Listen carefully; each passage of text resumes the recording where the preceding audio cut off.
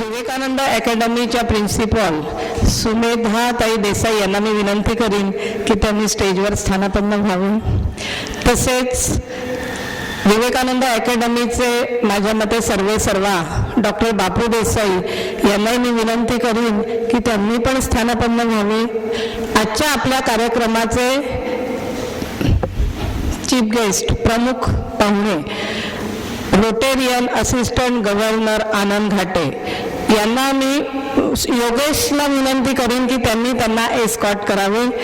तसेच rotary club of Thane हार्बरचे अध्यक्ष शांतनुकुमार हलदार यांनाही मी विनंती करीन की त्यांनी स्थानापन्न व्हावे. मी अशी विनंती करीन त्यांनी पण व्यासपीठावर स्थानापन्न व्हावं. कुटुंबियांनी सुरू केलेला हा उपक्रम अतिशय स्तुत्य असा उपक्रम आहे. कारण आपण बघतो की आजकाल 10 घरांमध्ये एका कोणाला तरी डायबिटीज हा असतोच. आणि मी थोडंसं मार्क केलंय, मी स्वतः नागपूरची आहे. नागपूर किंवा जिथे थोडंसं बैठं काम आहे अशा ठिकाणी मधुमेहाचं प्रमाण फार जास्त आहे. त्या मानाने आपण मुंबई ठाणेकर थोडं प्रमाण कमी आहे, कारण सकाळपासून आपण थोडंसं धावपळ करत असतो. तरीही ज्या वेळेला आमचे मधुमेह तज्ज्ञ डॉक्टर सावर्डेकर त्यांच्याशी मी एकदा बोलत होते, त्यावेळेला त्यांनी मला हा सर्व्हे सांगितला की प्रत्येक 10 घरांच्या मागे एक मधुमेहाचा रुग्ण आहे. म्हणजे फारशी समाधानकारक अशी स्थिती नाही. तर डॉक्टर बापू देसाई आणि त्यांच्या कुटुंबियांनी हा जो उपक्रम आपल्या हाती घेतलाय की मधुमेह हा संपूर्णपणे काढून टाकणे, नष्ट करणे. आपण एखाद्या ॲलोपॅथिक डॉक्टरकडे ज्यावेळेला जातो त्यावेळेला ते तुम्हाला असं सांगतात की समूळ मधुमेह कधीही जात नाही. त्यांच्याकडे गेले होते आणि अजाणतपणे त्यांना मी प्रश्न विचारला की पूर्णपणे हा माझा कसा बरा होईल. कारण त्यावेळेला मुंबई दूरदर्शनवर मी निवेदिका म्हणून काम करत होते. इथून मला आठवड्यातून 3 दिवस रोज जावं लागायचं वरळीला. तर मला फार प्रश्न पडला की हा मधुमेह राहिला तर मी कसं करीन. तर त्यांनी मला फार मार्मिक असं उत्तर दिलं की जसं आपल्या देशातून भ्रष्टाचार नाहीसा होऊ शकत नाही तसा मधुमेह हा कधीही बरा होत नाही. तो जसं तुम्ही जाल तुमच्या बरोबरच तो जाईल. परंतु गेले 1 वर्षापासून डॉक्टर बापू देसाईंशी मी संपर्कात आहे. तर त्यांच्याकडून मला असं कळलं की तो समूळपणे नष्ट होऊ शकतो.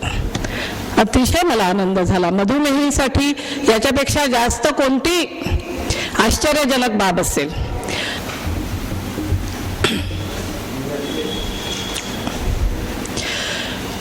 गुरुर्ब्रह्मा गुरुर्विष्णू गुरुर्देवो महेश्वरा गुरु साक्षात परब्रह्म तस्मै श्री गुरुवे नमः. वक्रतुंड महाकाय सूर्यकोटि समप्रभ निर्विघ्नं कुरु मे देव सर्वकार्येषु सर्वदा सर्वकार्येषु सर्वदा.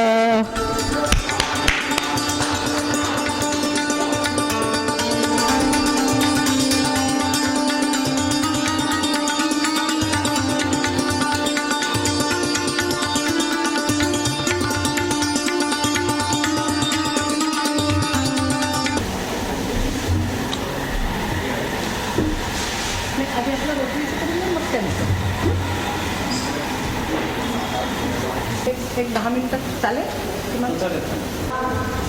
जाण्याची घाई आहे त्यामुळे आपण त्यांचे प्रथम अनुभवाचे बोल ऐकूया. परंतु त्याआधी आपल्या पारंपरिक परंपरेप्रमाणे आपण सर्वांचे आलेल्या मान्यवरांचे स्वागत करणार आहोत. मी पदवून स्वागत करावे.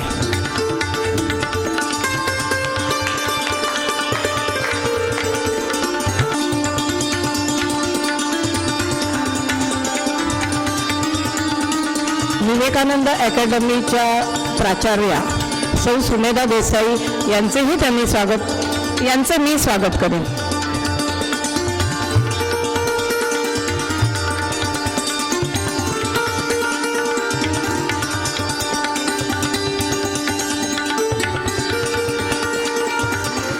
विश्वनाथ रुंडे यांना मी विनंती अशी करीन की आमचे आजचे जे प्रमुख पाहुणे आहेत त्यांच्या हस्ते आम्ही त्यांचे स्वागत करीत आहोत, त्यांनी त्याचा स्वीकार करावा.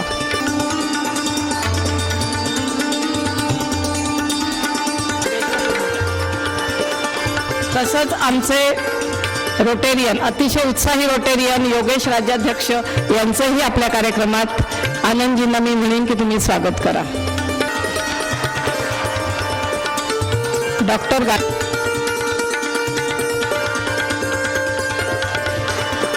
यांना मी विनंती करीन की त्यांनी त्यांचे अनुभव सांगावे.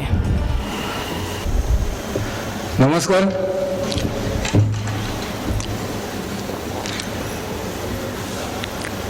मी जयंत सकाराम भुमरे, चेंबूरला राहतो.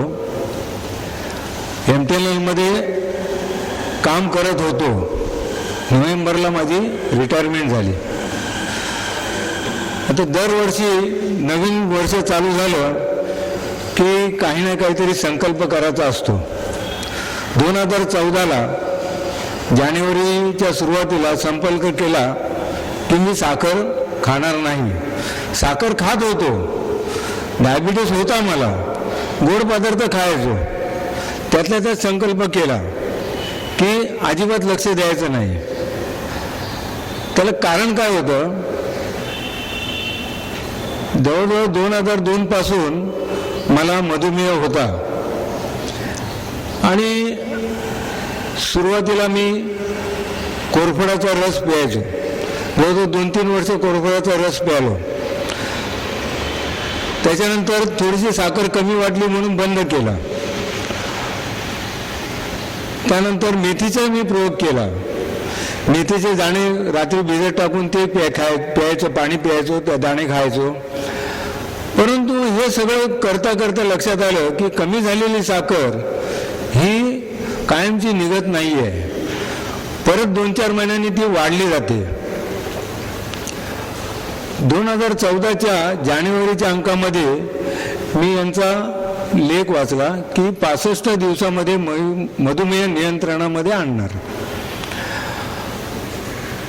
म्हटलं बघूया तर खरं हे काय आहे, कारण आतापर्यंत म्हटलं आपण इवन दो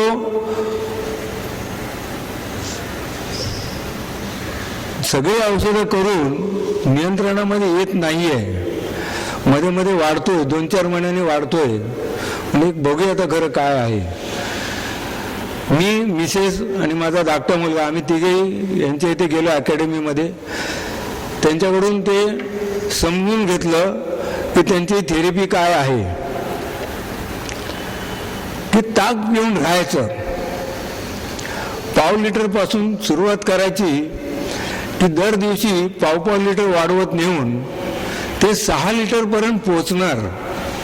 म्हणजे दिवसाला 6 लिटर ताक पिणार आणि त्याच्यानंतर ते 6 दिवस परत कंटिन्यू, म्हणजे 30व्या दिवसापासून 35व्या दिवसापर्यंत 6 लिटर ताक प्यायचं आहे. आणि मग ते पाव लिटर कमी करत यायचं आहे. तर म्हटलं जानेवारीचा महिना, म्हटलं हे थंडीचे दिवस, ताक पिऊन आपल्याला कसं काय चालेल, सर्दी होईल किंवा काय खोकला होईल.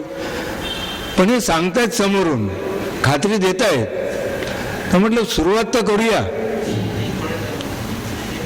म्हणजे त्यावेळेला सुद्धा आम्ही समोर सगळं ऐकल्यानंतर आम्ही घरी गेलो, त्याच्यावरती विचार केला. मिसेस म्हणाली नाही तुम्ही कराच, आपल्याला जमेल. आणि गंमत अशी आहे की ताकाची थेरपी सुरू केली, परंतु तत्पूर्वी कोष्ठशुद्धी ही महत्वाची होती. कारण का ते माझ्या नंतर लक्षात आलं की मी एवढी औषधं घेऊन सुद्धा मला ते लागू का पडत नव्हतं. तर ती 5 दिवसाची कोष्ठशुद्धी, 3 रात्र त्यांचे औषध आहेत, ती 3 रात्र घेतली. 4थ्या दिवशी त्यांचं दिलेलं औषध पहाटे 4 वाजता घेतलं कोऱ्या चहामधून. आणि मी 5 वाजल्यापासून 9 वाजेपर्यंत मला जवळजवळ 9 वेळा टॉयलेट झाली. त्याच्यामध्ये जनताचे जे पुंजके जे बघितले ते बिलीव करू शकत नाही कोणी. एवढं ते पोट साफ झालं, आराम पडला की 9:30ला मी जो झोपलो ते जवळजवळ 1:30 वाजता उठलो. हा माझा तो अनुभव. आणि मग ताकाला त्याच्या दुसऱ्या दिवसापासून सुरुवात केली. ताक पिणं नुसतं ताक नव्हतं, तर त्याच्याबरोबर आपल्याला बदाम देखील खायचे असतात. सकाळी 10 बदाम, रात्री 10 बदाम आदल्या दिवशी भिजत टाकायचे आणि ते खायचे असतात. त्याच्याबरोबर सुवर्ण भस्म देतात, ते रौप्य भस्म देतात, ते लोण्यातून घ्यायचं असतं. मौतिक भस्म लोण्यातून घ्यायचं असतं आणि रौप्य भस्म ताकातून घ्यायचं असतं. याप्रमाणे मी सुरुवात केल्यानंतर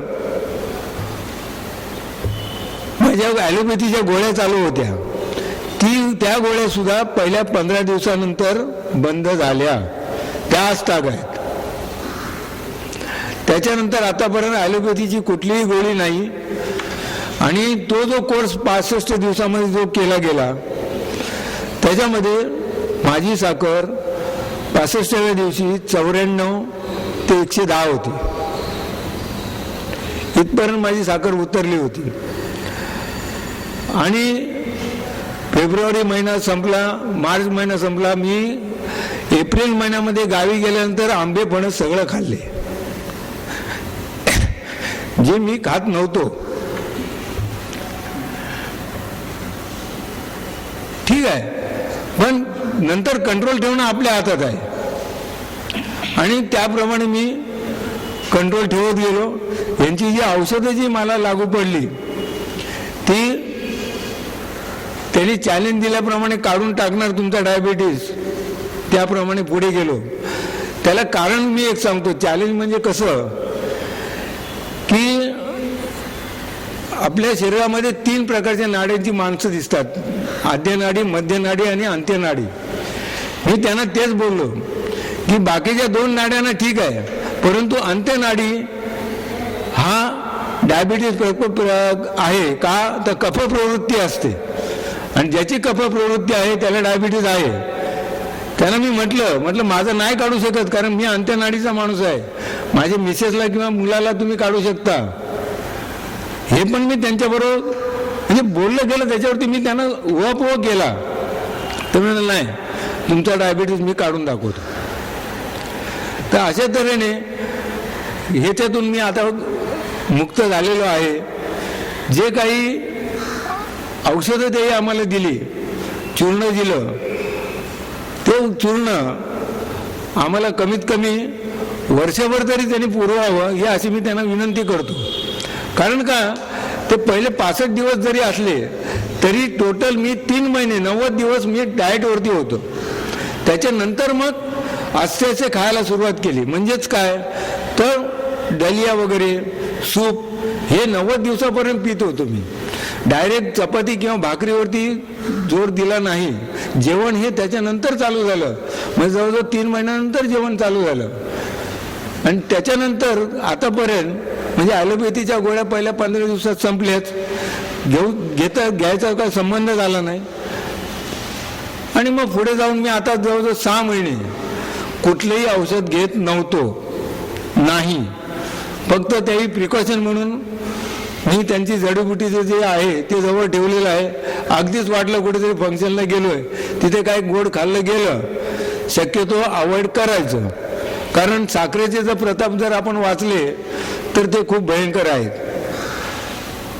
कारण अशा तऱ्हेने ती औषधं तेही किमान वर्षभर तरी आम्हाला द्यावीत, पुरवावीत, हे मी त्यांना सूचित करतो. दुसरी गोष्ट, मिसेसला माझ्या एपिलेप्सीचा त्रास होता. म्हणजे कधी पडेल हे सांगता येत नाही. मग ते का व्हायचं, तर सुरुवातीला टॅग्रेटोलच्या गोळ्या त्यांच्या चालू होत्या. बऱ्याचशा प्रमाणामध्ये कमी होत गेला. ॲलोवेराच्या ज्यूसनी त्यांचं हे प्रमाण कमी होत गेलं होतं एपिलेप्सीचं. परंतु वजन वाढत गेलं ॲलोवेरा पिऊन. का, तर त्यांची मध्यनाडी, जसं मी सांगितलं 3 प्रकारच्या नाड्या त्याप्रमाणे. नंतर ते देखील त्याच्यावरती देखील आम्ही कंट्रोल आणला. आता एपिलेप्सीच्या बाबतीमध्ये पण तेही आम्हाला औषध जी कोष्ठशुद्धी जी केली त्याच्यानंतर त्यांना खूप आराम पडत गेला आणि आता ते आलेले आहेत इथे, तर त्यांना देखील हे अनुभव इथे आल्यानंतरच आम्हाला हे सगळे अनुभव आले. त्याच्यानंतर या पत्रकामध्ये रुईच्या पानांचं दिलेलं आहे, त्याचा वापर मी माझ्या नातीवरती केला. गेल्या वर्षभर म्हणजे 2 वर्षाची होती त्याच्यानंतर मी हा प्रयोग सुरुवात केला. गेल्या वर्षीच सुरुवात झाली माझ्या प्रयोगाला. मग तिच्यावरती देखील तेव्हापासून प्रयोग केला की रुईच्या पानांचं औषध ही रोगप्रतिकारक शक्ती वाढवण्यासाठी आपण 1 ते 4 महिन्याच्या मुलापासून ती सुरुवात आपण करू शकतो. तिला सर्दी ताप हे लहान मुलांना जुनियन आहे की सर्दी ताप खोकला हा असतोच, कफ धरणं. हे ज्या वेळेला रुईच्या पानांचं औषध मला बापू देसाईंनी सांगितलं त्यावेळेला तो मी घरी प्रयोग केला. घरी तयार करून ते मी आणखी आमच्या 5-6 बिल्डिंगमध्ये सोसायटीमध्ये 5-6 जणांना दिलं आणि सगळ्यांना त्याचा चांगला अनुभव आला की सर्दी ताप खोकला वर्षभर तरी तिला आता नाही. जे आपण म्हणतो की लहान मुलांना आपण वाऱ्यावरती घेऊन जातो आणि मग त्यांना ॲलर्जी होते आणि मग त्यांना सर्दी होते किंवा त्यांना खोकला चालू होतो, तसं काही झालेलं नाही आहे. कल्याणला एक आमच्या इकडचे नातेवाईक आहेत राहतात, त्यांच्या मुलीला पण दिलं. नेहमी वाते सर्दी असायची तिची. मग म्हटलं हे घेऊन तर जा बघ, म्हटलं 1-4 थेंब म्हटलं देत जा तुझ्या मुलीला. म्हणजे ती 3 वर्षाची होती ती पण. मग तिला द्यायला सुरुवात केली आणि एक 15 दिवस दिलं, ती सर्दी थांबली म्हणून तिने बंद केलं. त्याच्यानंतर महिन्याने परत तिला सर्दी सुरू झाली. म्हटलं काय केलं तर म्हटलं मी बंद केलं औषध. म्हटलं ते कंटिन्यू देत जा. रोज तुम्ही 2 थेंब जरी दिलेत तरी वयोमानाने तुम्ही, आता आमची नात जी आहे ती अर्धा चमचा घेते रात्री झोपताना, आठवणीने एक चमचा मध आणि हे रुईच्या पानांचं औषध, म्हणजे याला सुवर्ण अर्कामृत म्हणतात, ते नेहमी घेते ते आता. मग त्याच्यातून देखील म्हणजे तिला खूप आराम पडलोय. भूक तिची वाढली, जेवायला मागत नव्हती, खायला मागत नव्हती, भूक वाढली तिची. तर ह्या सगळ्या गोष्टी इथे आल्यानंतर आम्हाला बऱ्याचशा प्रमाणामध्ये माहिती झाल्या. आणि ह्या मधुमेहाच्या बाबतीमध्ये जास्तीत जास्त अनुभव मला तर आलेच, आणखी मला बरेचसे फोन आले, कारण त्यावेळेला 4 चौकीमध्ये हे जे लेख लिहिले गेले त्याच्यावरती मला बरेचसे फोन आले. त्याच्यातून देखील तुम्हाला आता पॅम्पलेट दिलेले, त्याच्यामध्ये नावं आहेत कोरगावकर, नंतर नागवेकर म्हणून रत्नागिरीचे आहेत, ते देखील मला फोन केला होता कसं काय कुठे कसं. शेख म्हणून सोलापूरचे आले होते, आपल्या इथून येऊन गेले, मिरचोलीच्या आश्रमामध्ये राहून गेलेले आहेत हे लोक. त्यांना सगळ्यांना त्याचे चांगले अनुभव आले आणि तुम्ही पण यातून अनुभव घ्या आणि जास्तीत जास्त प्रयत्न करूया आपण ह्या मधुमेहातून बाहेर पडण्याचा. जय हिंद, जय महाराष्ट्र. त्यावेळेला आपण प्रिकॉशन म्हणून ते औषध ठेवायचं. आता हेही जे 65 दिवसाचा दिलं आपल्याला कोर्स, 65 दिवसाच्या कोर्समध्ये आपला मधुमेह जो आहे तो कंट्रोलमध्ये आला. परंतु त्यांना वर्षभर का सांगतो मी की ही गोष्ट आपण पूर्णतः निघून जावी. मी मध्ये 6 महिने काहीच घेतलं नाही. ज्या वेळेला मी जूनमध्ये आलो गावावरून, आंबे फणस सगळं खाल्लं मी जून महिन्यापासून आतापर्यंत. त्यांना माहिती आहे, त्यांना पण विचारा तुम्ही. आत्ता मी त्यांच्याकडून परवाईची औषध घेऊन गेलो, जवळ ठेवण्यासाठी मी घेतलेलं आहे. आणि त्यांची तयारी होती की मी तुम्हाला देतोय, तुम्ही या घेऊन जा. परंतु नाही, म्हटलं मला बघायचं आहे की काही न घेता मला काय त्रास जाणवतो का. तर काही न घेता चुकून मला त्रास जाणवला नाही हे मला सांगायचं आहे. व हातापाला मुंग्या येणं, जे तुमची जी मूळ जे आहे सुरुवात जी होते ती अशीच सुरुवात होती. काही गोष्टी चक्कर येणं, जाता येताना. आता माझं जे काम होतं ते फिरतीचं काम होतं. एक्सचेंजमध्ये पण माझे स्वतःचे प्रॉडक्ट आहेत, ते मी विक्रीला घेऊन जायचो, फिरायचो. पण असं नाही की कधी चक्कर येऊन पडलो. जी माझी सुरुवात झाली होती, सुरुवातीला जी सुरुवात झाली मला, ती त्यावेळेला 399 साखर जी मिळाली ती सुरुवात होती माझी. मला कळलंच नव्हतं की मला ही सुरुवात झालेली आहे. आमच्या आईला होता पण आम्हाला होईल असं माहिती नव्हतं. पण ती तिथे सुरुवात दाखवली गेली आणि ह्याच्या पुढे ते होऊ नये प्रिकॉशन म्हणून ते मी त्यांच्याकडून आत्ता ह्या महिन्यातच परवाशी घेऊन गेलेलो आहे. म्हणजे मध्ये मी 6 महिने 8 महिने टोटली ब्लँक होतो, काही औषध घ्यायचं नाही. ते बोलवायचे मला सतत की तुम्ही ओव्हर कॉन्फिडन्स राहू नका, जवळ तुम्ही हे आपलं चूर्ण ठेवा.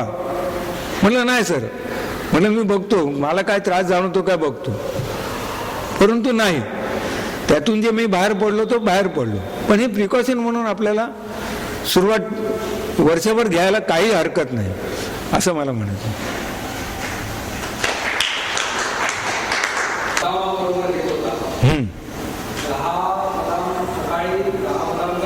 हो, अजिबात नाही. हे जे देत होते आम्हाला चूर्ण ते सुवर्ण भस्म होतं. सुवर्ण भस्म ते बदामाबरोबर आपल्याला घ्यावं लागतं, सकाळी 10 रात्री 10. आता तुमची समजा गोळी चालू आहे किंवा तुमचं जे काय इन्सुलिन चालू असेल इंजेक्शन, तर ते चालू राहीपर्यंत ते आपण कमी कमी करत जातो. त्याची थेरपी अशी आहे की समजा तुम्ही आज सुरुवात करताय, आपण 15 चमचे पाणी, रिकामा ग्लास घ्यायचा, दुसऱ्या एका पेल्यामध्ये पाणी घ्यायचं, 1 चमचा जो आहे तो कायम ठेवायचा. त्या चमच्याने 15 चमचे पाणी त्याच्यामध्ये घ्यायचं. ते 15 चमच्या पाण्यामध्ये आपण गोळी टाकायची, विरघळवायची आणि पहिल्या दिवशी त्याच्यातलं 1 चमचा बाहेर काढायचा. 14 चमचे पाणी जे राहिलेलं आहे ते प्यायचं. हे पहिल्या दिवशी झालं. पहिल्या दिवशी तुम्हाला तुमचं जे समजा 4 चपात्या जे खात असाल, त्या 4 पोळ्या तुम्ही खाताय, ते पहिल्या दिवशी तुम्ही खा. 4 पोळ्या, भात, जे काय तुमचं जेवण असेल ते. दुसऱ्या दिवशी परत तोच प्रयोग करायचा. 15 चमचे पाणी घ्यायचं, गोळी विरघळवायची पूर्णपणे, 2 चमचे पाणी बाहेर काढायचं, म्हणजे 13 चमचे पाणी तुम्ही प्यालात. त्यावेळेला तुम्हाला इथे पाव चपाती कमी करायची. तिसऱ्या दिवशी परत तोच प्रयोग करायचा. असं करता करता तुम्ही 15व्या दिवशी ज्या वेळेला पोचता त्यावेळेला 15 चमचे पाणी बाहेर आलेलं असतं आणि तुमचं जेवण जे आहे हे टोटली बंद होतं. आपण जेवतो, गोळी घेतो म्हणून आपण जेवतो. डायबिटीसची गोळीच नाही घेतली आणि तुम्ही जेवलात नाही तर तुम्हाला काहीच त्रास होणार नाही. परंतु जेवायचं असतं म्हणून आपण डायबिटीसची गोळी घेतो का, तर इन्सुलिन वाढायला पाहिजे म्हणून. त्याच्यामध्ये आपल्याला इन्सुलिनचा भाग आहे म्हणून. गोळी बंद झाल्यानंतर हे जे आहे फक्त ताक, त्यावेळेला तुम्ही 4.25 लिटर ताकावरती पोचलेले असता 15व्या दिवशी.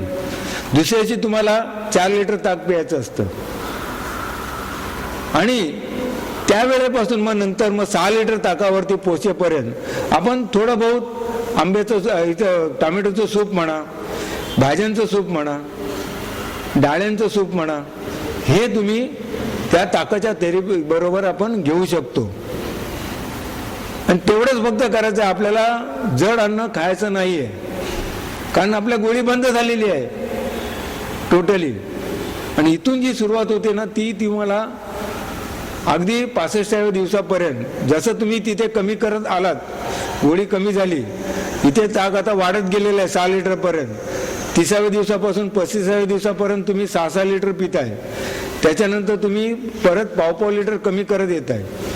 कमी करत येताना सुद्धा त्याच्याबरोबर आपण सूप वगैरे चालू करायचे आहेत. असं आहे.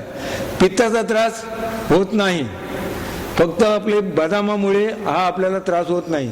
ताक आणि बदाम आपल्याला जी त्यावेळेला एनर्जी मिळते. वजन माझं कॉन्स्टंट होतं त्या 65 दिवसामध्ये. 62 किलोचं 62 किलोच होतं, ते देखील कमी झालेलं नव्हतं. पित्ताचा आता तुम्ही म्हणणं समजा ठीक आहे, एखाद्याची पित्त प्रकृती आहे, त्यांनी समजा हे आमचं कोष्ठशुद्धीचं औषध घेतलं आणि त्याच्यानंतर ही तुमची ट्रीटमेंट चालू केली ताकाची, ठीक आहे, त्याच्यावरती आपल्याला उपाय आहे ना. जर समजा तुम्हाला झालं तर तसं होत नाही, शक्यता नाही. आमच्या मिसेसची देखील पित्त प्रकृती होती, तिला देखील आम्ही दिलं, परंतु काही त्रास झाला नाही.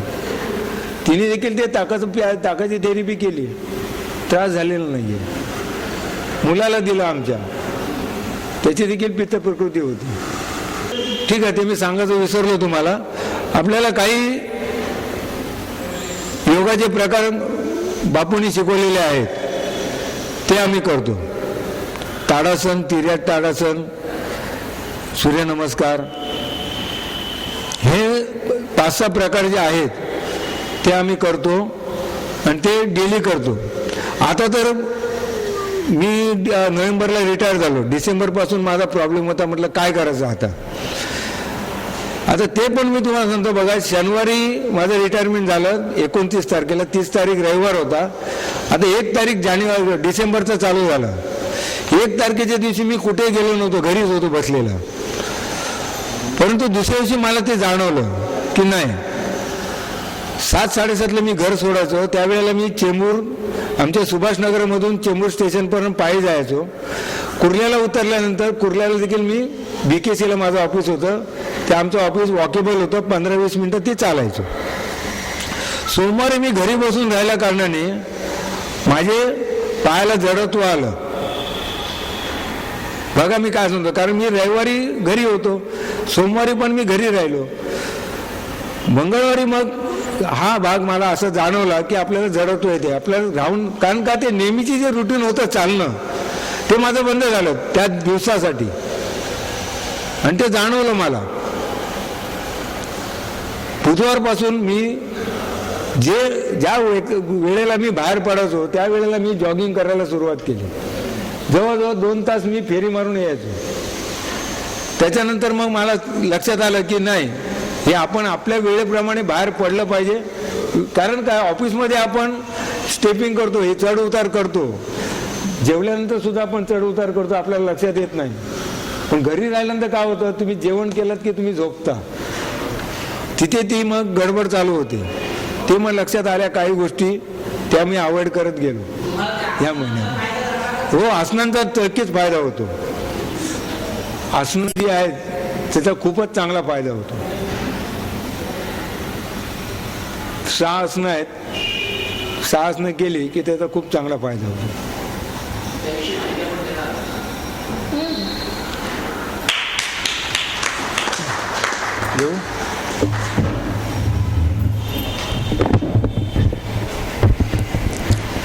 धन्यवाद जयंतजी. आणि मला आपलं असं वाटतं की ते औषधांचा प्रश्न कोणीतरी विचारला की वर्षभर का बरं औषधं मग हवी आहेत, असं कोणीतरी विचारलं ना. तर मला आपलं असं वाटतंय माझ्या तर्कशास्त्राप्रमाणे की ही थोडीशी ना मानसिकता असते, आणि मधुमेहींची मानसिकता कायम ही असते की माझी शुगर वाढणार तर नाही, हा कायम त्यांच्या मनात प्रश्न असतो. आता जसं इथे आज आम्ही गोड कॉफी प्यायलो, 10 मिनिटं मी थोडीशी अपसेट होती की बापरे माझी शुगर वाढणार तर नाही. तर कदाचित ते कारण असावं. कारण ज्यावेळेला मी डॉक्टर बापूंशी बोलले त्यावेळेला त्यांनी सांगितलं की एकदा 65 दिवसांचा कोर्स पूर्ण झाल्यानंतर कुठल्याही औषधांची गरज नसते.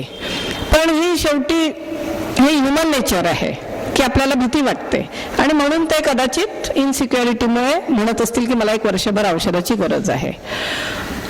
तर आपण आता थोडंसं रोटरीकडे वळूया.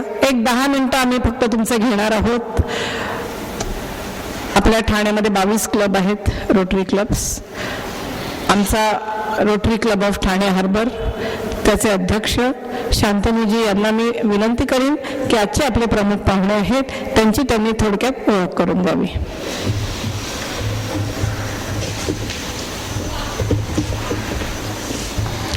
नमस्कार. यहाँ पे सब लोग मराठी में कंफर्टेबल हैं या किसी को नहीं?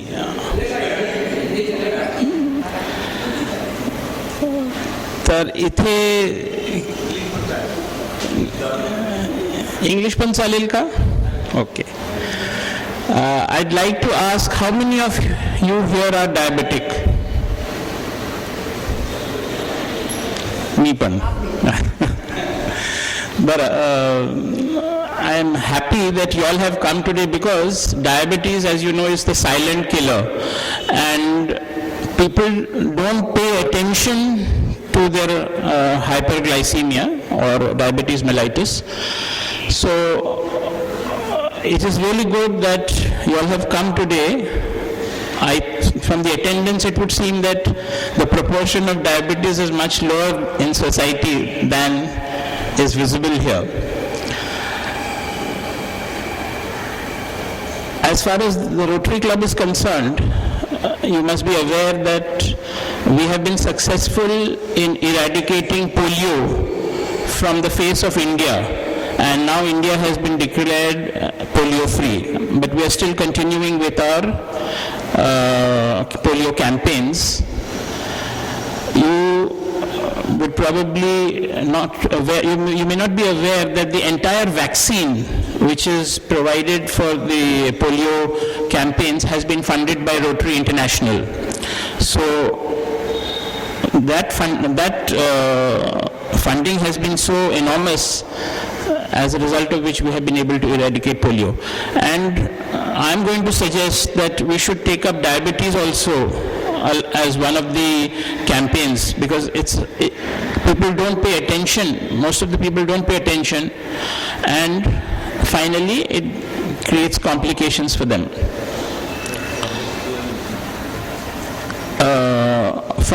From our club and from our 21 other clubs in Thane, I'm going to propose this campaign.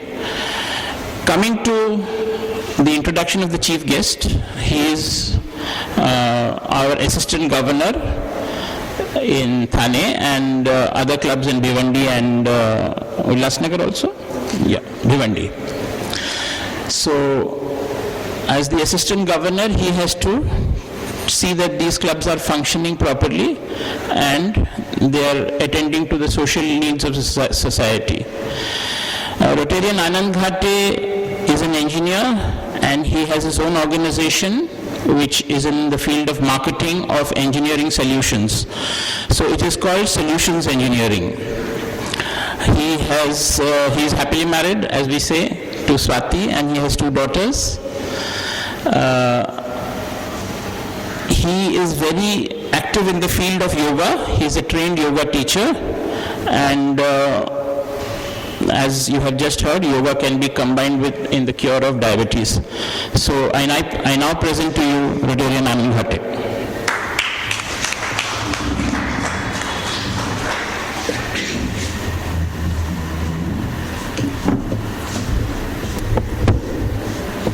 Thank you, Shantanu.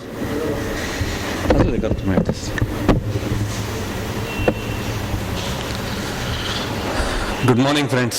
Good morning. सगळ्यांना मित्र म्हणण्याचा माझा उद्देश आहे की आपण जे आज महत्त्वाच्या विषयावरती इथे जमलेलो आहोत, डायबिटीस. असं म्हटलं जातं की by 2020 India is going to be the capital of diabetes. फार फार नामुष्कीची गोष्ट आहे आपल्यासाठी जर असं झालं तर त्या दृष्टीने आजचा हा प्रयत्न जो केलेला आहे Rotary club of Thane harbour, त्यांचे प्रेसिडेंट शंतनूजी, सुषमाजी, योगेश आणि विवेकानंद अकॅडमी. जरी बापू देसाई हे हार्बर क्लबचे मेंबर आणि येणारे प्रेसिडेंट असले पुढे होणारे, तरी सुद्धा त्यांची एक वेगळी आयडेंटिटी आज इथे आहे की म्हणजे डॉक्टर बापू देसाई, डॉक्टर सुमेधा आणि डॉक्टर गार्गी जे आज फोटो काढतायत, हे तिघी लोक हे आयुर्वेदिक डॉक्टर आहेत आणि they all are committed for this cause of health. मी फक्त डायबिटीस म्हणत नाही तर कॉज ऑफ हेल्थ. कारण आता रुमडे साहेबांनी सुरुवात करताना एक फार चांगली गोष्ट सांगितली की त्यांनी पहिल्यांदा सांगितलं की आमचं कोष्ठ त्यांनी नीट केलं. कोष्ठ म्हणजे पोट, आणि पोटाचं सगळं म्हणजे आपण जे म्हणतो सगळं आपण करतो ते पोटासाठी करतो. हा आपला झाला व्यवहारातला बोलण्याचा मुद्दा. पण अर्थान तसं जर खरा अर्थ बघायला गेला तर पोटासाठी करतो म्हणजे खाण्यासाठी आणि कमवण्यासाठी. त्यातलं खाणं हे जास्त महत्त्वाचं आहे आपल्या दृष्टीने, कारण आपण जे खातो, जसं खातो तसं आपल्या अंगी लागतं ते.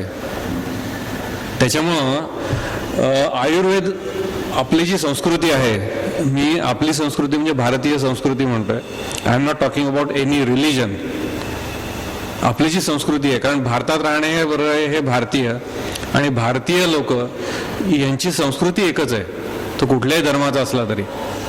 तो कुठल्याही जातीचा असला तरी.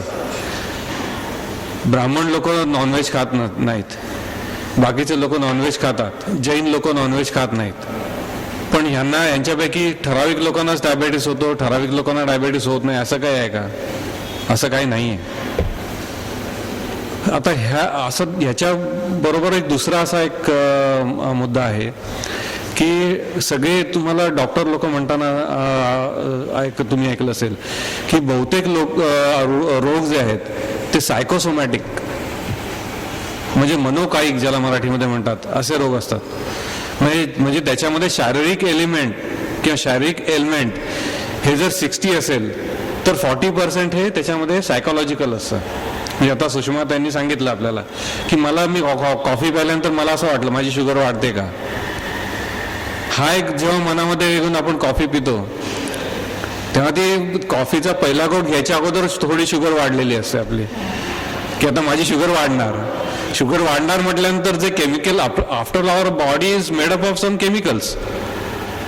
आणि जेव्हा आपण असा विचार करतो की मला माझी शुगर वाढणार की ते आपले एन्झाईम्स ऍक्ट व्हायला सुरुवात होतात. आता एन्झाईम्स म्हणतात का काय मला माहिती नाही, मी डॉक्टर नाही आहे, मी इंजिनियर आहे, त्यामुळे हा शब्द माझा चुकीचा असेल, पण जे काय केमिकल शरीरातलं असतं ते केमिकल वेगळ्या प्रकारे ऍक्ट व्हायला सुरुवात करतं. म्हणजेच प्रत्येक रोगामध्ये जर 60% हे शारीरिक भाग असला तर 40% म्हणजे पर्सेंटेज परत मला माहिती नाही 60-40 बरोबर आहे का 70-30 आहे का 30-70 आहे, ते प्रत्येकाच्या बॉडीनुसार आणि प्रत्येकाच्या वागणुकीनुसार बदलेल. तर ह्यामध्ये जो 30% किंवा 70% जो काय मानसिक भाग असतो त्या मानसिक भागावरती पण आपण काम केलं पाहिजे. शारीरिक भागावरती काम करायचं मार्ग आपल्याला डॉक्टर देसाई म्हणजे तिघांसाठी म्हटलं कारण तिघेही डॉक्टर आहेत आणि तिघेही फार चांगले डॉक्टर आहेत, तर ते आपल्याला सुचवतातच. त्याचबरोबर ते अजून एक आपल्याला मार्ग सांगतात की तुम्ही योगासनं करा. मी योगा शिकलेलो आहे, योगा शिकवत होतो. आता यावर्षी थोडं माझं असिस्टंट गव्हर्नरशिप असल्यामुळे मी शिकवायला जात नाही, पण माझी मिसेस शिकवायला जाते. तर त्याच्यामध्ये असं आहे की काही जी आसनं आहेत ही खास डायबेटीस असणाऱ्या लोकांसाठी अतिशय उपयोगी आहेत. ती आसनं जर रेग्युलर केली तर तुमचा डायबेटीस कंट्रोलमध्ये राहतो, कंट्रोलमध्ये नुसार राहतो आणि त्याला जोड औषधांची घेतली की तो पूर्ण बरा होतो. पण लगेच सोडून चालतं का होय? नाही सोडून चालत, कारण ही आपली जी गोष्ट आहे ही आपल्या अंगी मांडली गेली पाहिजे. आपण रोज सकाळी उठल्यानंतर चहा, कॉफी, दूध काहीतरी पितो की नाही? रोज सकाळी उठल्यानंतर आंघोळ करतो, ब्रश करतो की नाही? तसंच रोज सकाळी उठल्यानंतर आसनं करायला काय हरकत आहे? चालायला जायला काय हरकत आहे? We have to manage our own time. कोण माणूस बिझी नसतो, प्रत्येक माणूस बिझी असतो, असायलाच पाहिजे. जेवढा माणूस बिझी, जेवढा माणूस ऑक्युपाईड, तेवढे त्याचे हे विचार करायची प्रवृत्ती कमी होते. त्याच्यामुळं ह्याला जर योगासनांची मदत दिली, औषधांबरोबर योगासनं, आता ते योगासनं कधी सुरू करायची, कशी सुरू करायची हे यांच्या थेरपीमध्ये ते सांगतील असते, त्याच्याबद्दल मी सांगत नाही. पण तरी सुद्धा जर तुमची कुठलीही ट्रीटमेंट चालू असेल किंवा चालू नसेल तरी काही योगासनं, खास करून मी डायबेटीससाठी सांगतो, सर्वात सोपं म्हणजे गोमुखासन असतं. गोमुखासन करायचं. मत्स्यासन थोडं अवघड आहे, मत्स्यासन करणं सोपं नाही आहे. आणि तिसरं म्हणजे फार चांगलं आसन म्हणजे गोमुखासन, मत्स्यासन आणि अर्धमच्छिंद्रासन म्हणतात. आपल्या शरीरामध्ये प्लीहा नावाचा एक छोटासा पार्ट असतो, अवयव. तर ही जी प्लीहा असते ना, जेव्हा आपण अर्धमच्छिंद्रासन करतो तेव्हा ती प्लीहा हे जो आपला अवयव आहे याच्याशी फार चांगलं त्या आसनाच्या पोझिशनमुळं ती ऍक्टिव्हेट होते. प्लीहाचं कार्य हे ऍक्टिव्हेट होतं. आता ही आसनं करणं इझी नाही आहे, तेव्हा ज्यांनी योगासनांची ज्यांना सवय नाही आहे त्यांनी योगासनांच्या एखाद्या ट्रेन टीचरकडनं किंवा सर्वात चांगलं घरी योगासनांचा टीचर बोलवायच्या ऐवजी जिथं योगासनं चालतात ग्रुपमध्ये योगासनं करावीत, त्याचा इफेक्ट फार चांगला होतो. याचं कारण असं की जेव्हा ही एक मॉब मेंटॅलिटी असते, अरे हा माणूस करतोय आपण पण करूया, आणि मग असं होतं की तुम्हाला ते जसं त्यांनी सांगितलं, मला सकाळी आता चालल्याशिवाय बरंच वाटत नाही, चाललं नाही तर माझं असं पायाला मध्ये जडत्व येतं, तसं आपलं व्हायला लागतं पुढे. योगासनं एकदा सकाळी 5 वाजता उठून 6 वाजता योगासनं केली की सुरुवाती झाली, महिना 2 महिने 3 महिने झाले की नंतर तुम्हाला चैन पडणार नाही, जिथे जाल तिथे तुम्ही आसनं कराल. आणि योगासनांसाठी सर्वात चांगलं व्यायाम योगासनं का, तर त्याला बाहेरचं कुठलंही इन्स्ट्रुमेंट लागत नाही. त्याला तुम्ही असेच कपडे घाला तसेच कपडे घाला असं लागत नाही, पायात शूज घालायची गरज नसते. इनफॅक्ट योगासनं ही पायात शूज न घालता करावीत. योगासनं करायला जर एकदा तुम्हाला माहिती झाली योगासनं कशी करायची, की स्वतः योगासनं करता येतात. स्वतःला मी काल कसं हे केलं होतं आसन, त्याच्यासारखं आज मला जमलं का नाही जमलं हे आपल्याला पडताळून बघता येतं. असं कुठलंच व्यायाम नाही की जो आपल्याला असं चेक करता येतो, स्वतःवरती चेक ठेवता येतो, असं कुठलाही बाकीचा व्यायाम प्रकार नाही. तिसरं आणि सर्वात महत्वाचं, योगासनांमुळे तुम्हाला तोटा काहीही नाही. तुम्ही धावायला गेलात तर उद्या गुडघ्यांचे प्रॉब्लेम होऊ शकतात. तुम्ही काय ते बेंच प्रेस किंवा हे केलं, वेट लिफ्टिंग केलं की आणि काय प्रॉब्लेम होऊ शकतो. काय वेळेला स्नायू आखडू शकतात. असे काय त्याचे दुष्परिणाम असतात. योगासनांचे दुष्परिणाम काय हो, योगासनांचा फक्त एकच दुष्परिणाम, उद्या परत मला आसन करावं असं वाटेल. आता याला तुम्ही दुष्परिणाम म्हणणार का हा चांगला परिणाम म्हणणार हे आपण ठरवायचंय. योगासनांची जोड जरूर द्या.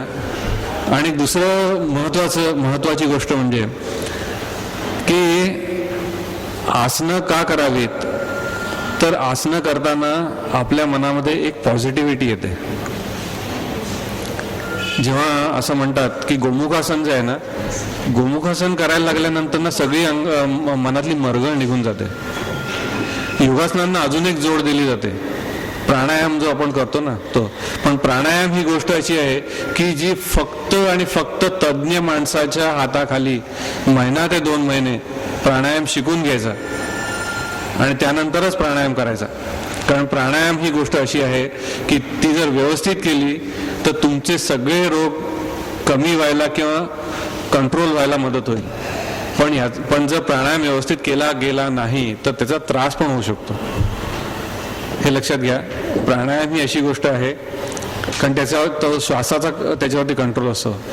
प्राणायामामध्ये श्वास घेणं आणि श्वास सोडणं या दोन्हीवरती कंट्रोल म्हणजे प्राणायाम. प्राणायाम म्हणजे प्राणाचा आयाम. आणि म्हणून प्राणायाम जो करायचा, डॉक्टर आता पुढे सांगतीलच त्यांच्या ह्याच्यामध्ये कसा करायचं, काय करायचं वगैरे. तर ह्या 2 गोष्टी, पहिली गोष्ट म्हणजे योग्य औषधं घ्या, योग्य जीवनशैली आचरणात आणा. आणि तिसरी गोष्ट म्हणजे तुमच्या जीवनशैलीमध्ये योगासनांना महत्त्व द्या. योगाने योग करू नका. योगासनं ही आपली जीवनशैली बनवा. That is a call of the day you can say. आजची ही गरज आहे. आपण काय करतो, बेंच प्रेस करतो, मोठ्या जिम्स असतात, गोल्ड जिम, ही जिम, ती जिम. जिममध्ये जातो तेव्हा आपलं सगळं चांगलं असतं, पोट वगैरे व्यवस्थित असतं, सगळं असतं. जिम सोडली कारण ती जिम कंटिन्यू होतेच असं नाही, 17 आपल्याला व्यवधान असतात. ती सोडली की आपण पण सुटत जातो. आणि एकदा सुटायला लागलो आपण की मग ते कंट्रोल होणं थोडं अवघड असतं. त्यामुळे तुमचा जास्त वेळ न घेता मला आज या समारंभाला बोलवलं त्याबद्दल दोन्ही आयोजकांचे मनपूर्वक आभार. आणि हा एक अतिशय चांगला विषय आहे.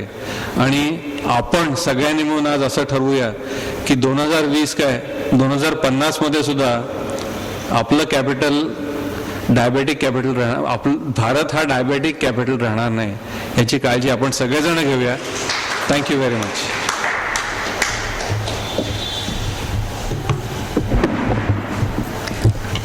धन्यवाद आनंदजी. आतापर्यंत आमच्या रोटरी क्लबच्या सर्व कार्यक्रमांमध्ये आम्ही त्यांचं भाषण ऐकायचो. तिथे त्यांचं रोटरीवर अतिशय प्रभुत्व आहे.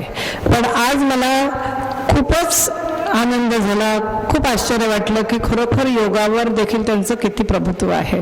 आणि आजच्या आपल्या कार्यक्रमाला अनुसरून त्यांनी जी योगाबद्दल आपल्याला उपयुक्त अशी माहिती दिली त्याबद्दल आम्ही त्यांचे अत्यंत आभारी आहोत.